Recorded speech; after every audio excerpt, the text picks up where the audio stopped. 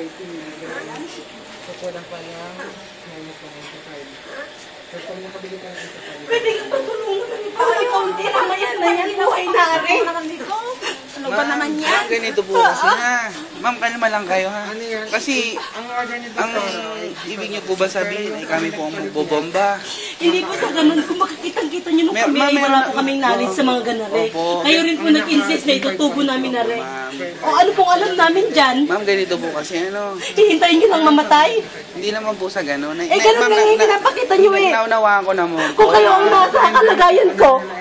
Ma'am, naunawaan ko naman kayo, ano. Pero may standing order na po eh. Nalagyan na po ng catheter. Bigyan na natin. So, enough na yun. Enough na yun. Kayang ibigay ng hospital eh. So, Kasi dapat naka-ventilator yung pero di ba dapat public service? Opo. Pero, Public service, naiintindihan lahat ko naman kayo, ma'am. satisfied Ano service. mangyari din sa inyo? Nasa panunungkulan nyo rin yun, di ba? Naunawaan ko naman po. Maranasan nyo din. My goodness. Sana maranasan nyo din. Para maramdaman nyo kung ano yung pakiramdam namin. Hirap na nakatanga pa kayo diyan. Bidyohan mo nga, Glory. Ma'am, kung meron na po sana, dilipat na kami, ma'am. Ma'am, sana lang kami mag-assist po sa amin. Kahit po private hospital na yun. Yes, ma'am. Daniel O. Mercado Hospital. Private hospital Ano sabi, po yun. ma'am? Pwede kita makausap ng saglit. Ano sabi ni Dr. Rivera kanina nung pinababa ko kayo? Doon po. Bali po kasi sa, gusto ko po sana sa San Pablo. dito ba? Kaso nga po puno na daw po doon. Tsaka wala silang specialist na para sa kidney. Kaya po, Ngayon po, ano sabi ni Dr.? Kung nagbigay po siya ng guarantee na pag may makukontak kayo, Opo. tatawag daw po siya. opo. Ganun po ang sabi ni Dr. Ma'am. Kasi tatawag uli ako kay Dr. Nagawa na po siya ng ano yung window. Opo, kumawang na nga siya ng referral.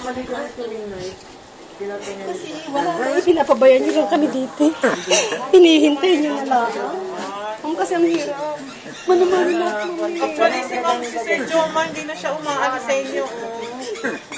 Ito po yung nurse na naka-assign. Tapos, ma'am, ito kami concern kami ha.